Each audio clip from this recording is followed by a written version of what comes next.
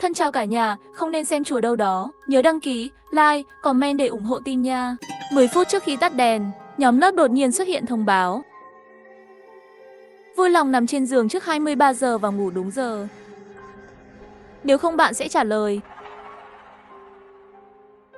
Tin tức vừa ra, cả lớp lập tức bùng nổ nồi.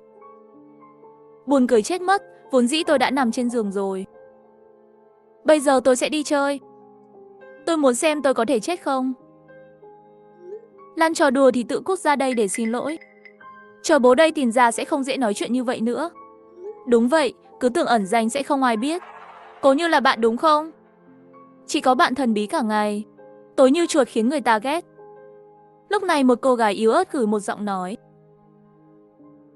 Nhóm lớp dường như không có chức năng ẩn danh. Người gửi tin nhắn làm như thế nào? Lời này vừa nói ra, trong nhóm lập tức trở nên vô cùng yên tĩnh. Lúc này tin nhắn nặc danh lại xuất hiện. Vui lòng nằm trên giường ngủ đúng giờ trong vòng 5 phút. Nếu không bạn sẽ giết. Nhìn thấy người này lại đi ra giả mạo, tôi sẽ chỉnh sửa tin nhắn để mắng người này. Định gửi tin nhắn, nhưng lại phát hiện toàn bộ thành viên trong nhóm bị cầm chat. Sau đó tôi vô thức nhìn về phía Cố Như. Cố Như là trưởng ký túc xá của chúng tôi. Cô ấy nói mình bát tự nhẹ, thường có thể nhìn thấy những thứ mà người khác không nhìn thấy. Sẽ gặp phải chuyện kinh khủng. 2 năm trong ký túc xá, cô ấy thường sẽ đột nhiên hoảng sợ hét lên. Còn nói là ở ngoài cửa sổ hoặc nhìn thấy thứ gì đó không sạch sẽ trong nhà vệ sinh. Làm cho người thứ ba trong ký túc xá của chúng tôi không thể chịu đựng được, tự chuyển ra ngoài rồi. Cô ấy lúc này có vẻ rất sợ hãi. Trong tay còn cầm 5 đồng xu. Thấy tôi nhìn cô ấy nhìn tôi với vẻ mặt cầu cứu. Tôi đang nói sự thật. Trong ký túc xá hình như có cái gì đó rất đáng sợ. Tôi không thấy, nhưng hắn thật sự tồn tại. Chúng ta cũng nên ngủ thôi. Trong lòng tôi cũng có linh cảm không tốt. Gật đầu rồi đi ngủ. Chúng ta không khóa cửa sao? Chờ đã, Thanh Thanh vẫn chưa về. Đến lúc 22, năm 19, người ẩn danh đó lại gửi tin nhắn trong nhóm. Vui lòng nằm trên giường trong vòng 1 phút để ngủ đúng giờ. Nếu không bạn sẽ chết. Thấy còn 1 phút nữa, tôi nhanh chóng gọi điện thoại cho Thanh Thanh. Thanh Thanh, cậu ở đâu? Trong ký túc xá của bạn trai tớ sẽ không quay lại tối nay. Cậu không xem tin nhắn trong nhóm sao? Hạ, tại sao cậu cũng thần thánh lão đại rồi? Đó là một trò đùa. Không nói nữa, bạn trai tớ sắp ra khỏi phòng tắm rồi. Tôi không kịp nói gì nữa. Điện thoại đã cúp rồi. Lúc này như đột nhiên Cố Như gọi tôi. Nằm xuống đi, còn 30 giây nữa là 11 giờ rồi. Cửa vẫn chưa đóng, tôi sẽ đóng cửa lại. Nói xong tôi vội chạy ra cửa. Cậu đang làm gì vậy? Chỉ còn 10 giây thôi. Đóng cửa lại. Nhân tiện khóa cửa lại. Sau đó tôi trèo lên giường nhanh nhất có thể. Vào giây cuối cùng vừa vặn nằm xuống. Ngay lúc tôi nằm xuống, đèn tắt đột ngột. Tôi hơi thở hổn hển, yên lặng nghe âm thanh bên ngoài. Lúc này mới phát hiện, 1 giây trước ký túc xá còn ồn ào không ngớt, giống như là bị nhấn nút tắt tiếng. Trở nên vô cùng yên tĩnh. Tôi thậm chí có thể rõ ràng nghe thấy tiếng thở của mình và Cố Như. Tôi đang muốn nói gì đó với Cố Như. Đột nhiên, ngoài cửa có một tiếng hét chói tai. Âm thanh này vang lên khắp ký túc xá.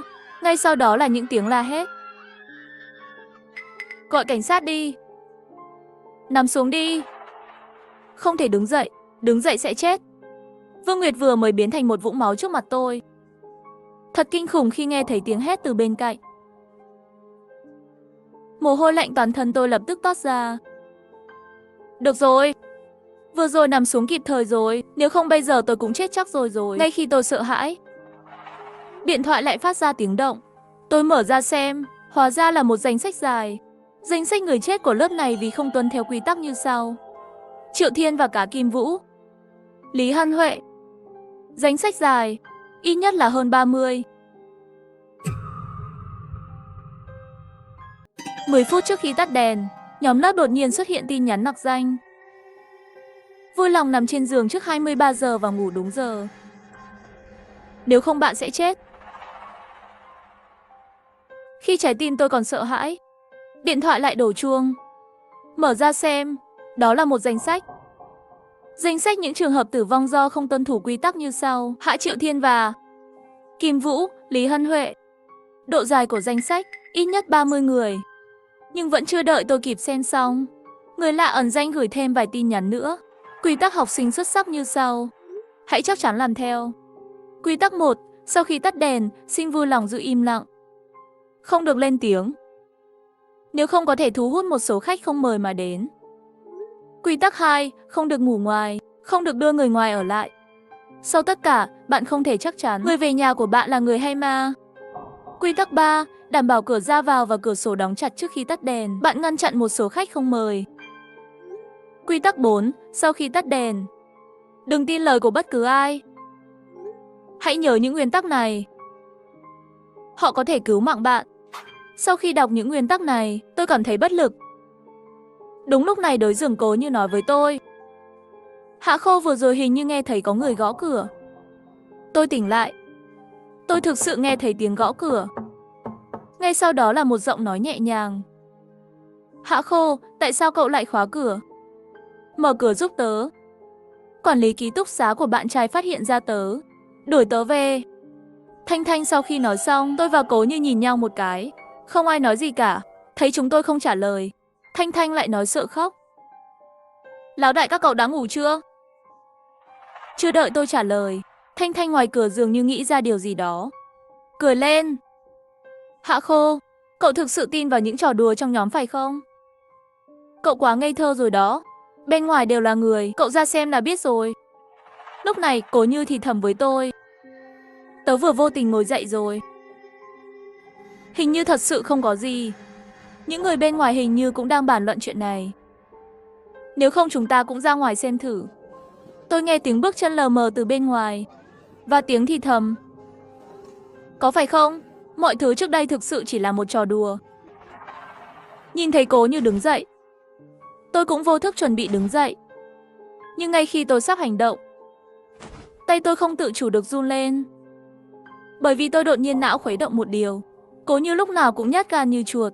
Hơn nữa nhất không thích tham gia vui vẻ. Giờ phút này cậu ấy tuyệt đối không thể đứng dậy rình mò. Tôi nhanh chóng lấy điện thoại ra. Lúc này mới chú ý đến rất nhiều tin nhắn của Cố Như gửi cho tôi. Điện thoại của tôi vừa rồi hoàn toàn không gửi bất kỳ gợi ý nào. Hạ Khô nhìn vào danh sách tử thần đi. Chúa ơi, Thanh Thanh ở trên đó. Cậu ấy thật sự chết rồi sao? Hạ Khô, cậu ở đâu? Tớ cảm thấy có gì đó đi vào. Sao cậu lại đứng dậy? Nằm xuống đi. Sau đó tôi kiểm tra lại tin nhắn nhóm. Quả nhiên phát hiện ra tên của Thanh Thanh nằm trong danh sách tử thần. Nhưng nếu Thanh Thanh đã chết rồi, vậy người vừa gõ cửa là ai? Sau đó tôi lại nhìn về phía giường của Cố Như. Chỉ thấy một bóng đen đang đứng bên giường Cố Như. Mắt nó nhìn tôi như vực thẳm. Tôi sợ đến mức nhắm mắt lại. Đúng rồi, tôi nhớ rồi. Một trong những hướng dẫn mà người ẩn danh gửi đến là sau khi tắt đèn, đừng tin lời ai nói. Vì vậy, vừa rồi giọng của Thanh Thanh và giọng nói của Cố Như rất có thể không phải do chính họ. Nhưng cái bóng đó thì sao? Ngay khi tôi nghĩ về nó, tiếng hét của Cố Như đột nhiên vang lên. Hạ Khô, sao cậu lại bóp cổ tôi? Cố Như vừa nói gì? Tôi vội mở mắt. Nhưng tôi thấy cái bóng đen kia đang lơ lửng trên đường, dùng cả hai tay nắm chặt cổ Cố Như. Tôi phải làm gì? Làm thế nào để cứu Cố Như? Không thể nghĩ ra cách nào khác. Cố Như có thể sẽ bị giết. Ngay lúc này, một tia sáng lóe lên trong đầu tôi. Sau đó tôi nhanh chóng lấy điện thoại ra. Bây giờ trong hướng dẫn do người ẩn danh gửi, tìm cách giải cứu Cố Như. Quy tắc 3. Khóa cửa ra vào và cửa sổ trước khi tắt đèn, trong trường hợp một số khách không mời tự vào. Nhìn thấy tin nhắn này, tôi lập tức quay mắt nhìn về hướng ban công.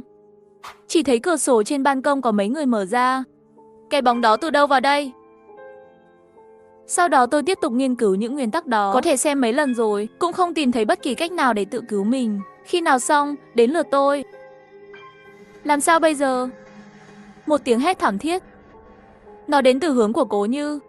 Có phải là Cố Như chết rồi không? 10 phút trước khi tắt đèn, nhóm lớp đột nhiên xuất hiện tin nhắn nặc danh.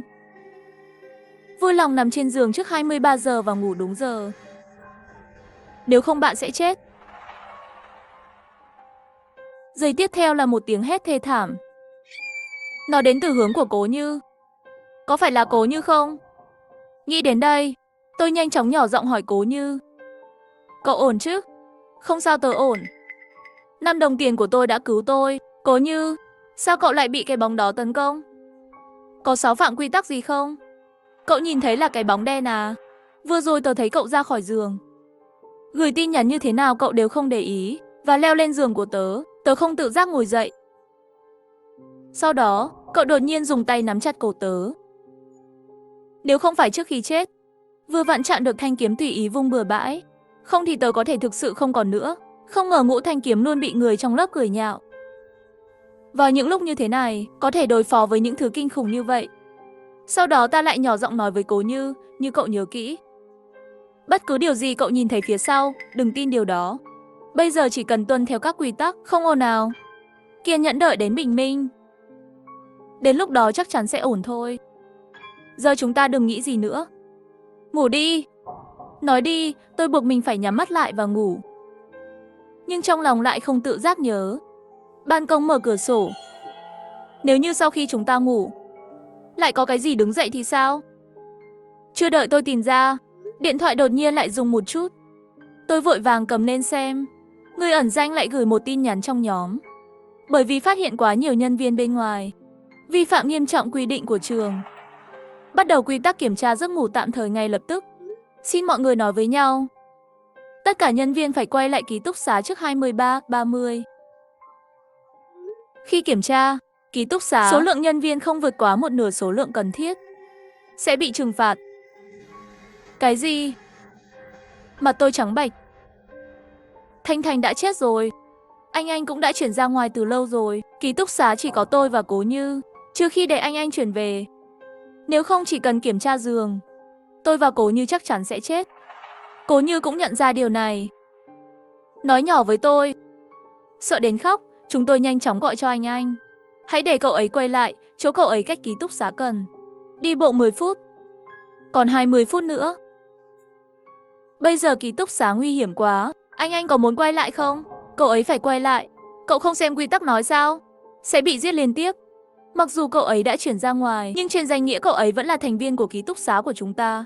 Vì vậy, một khi quy tắc được kích hoạt, cậu ấy cũng sẽ chết. Sau khi nghe lời Cố Như nói, tôi vội vàng gọi điện thoại cho anh. Nhưng điện thoại của cậu ấy không gọi được. Nhắn tin cũng không trả lời, cũng không biết là hắn ngủ hay là không để ý. Sợ khóc, điện thoại của anh không gọi được. Tin nhắn cũng không trả lời. Cậu có thể gọi được không? Tớ cũng không gọi được. Không, chúng ta không thể chờ chết. Sau đó gọi cho cậu ấy, gọi cho đến khi kết nối. Sau khi như vậy mười mấy phút, anh vẫn không trả lời điện thoại. Lúc này đã là 23:20 rồi, chỉ còn 10 phút nữa là đến giờ ngủ. Ngay lúc này, người nặc danh lại gửi thêm vài tin nhắn trong nhóm. Mọi người hãy quay lại ký túc xá trong vòng 10 phút nữa. Bây giờ công bố quy tắc kiểm tra giấc ngủ. Quy tắc 1, trong giờ ngủ phải mở cửa cho người quản lý ký túc xá. Quy tắc 2, ký túc xá không được xuất hiện bếp điện. Bếp điện từ nồi điện, máy sấy tóc. Quy tắc 3, thời gian ngủ là nửa tiếng. Khi kết thúc kiểm tra, mọi người phải đi ngủ đúng giờ. Quy tắc 4, trong quá trình kiểm tra, đừng tin người mặc đồ trắng nói bất cứ điều gì. Lời khuyên miễn là không xáo phạm quy tắc. Có thể sống đến bình minh. Xem tin nhắn cuối cùng, cả người tôi lập tức như tro tàn. Ý anh ta rất rõ ràng, nếu xáo phạm quy tắc thì không sống đến sáng. Nhưng bây giờ, trong ký túc xá chỉ còn lại 2 người là tôi và Cố Như. Hai chúng tôi chết chắc rồi.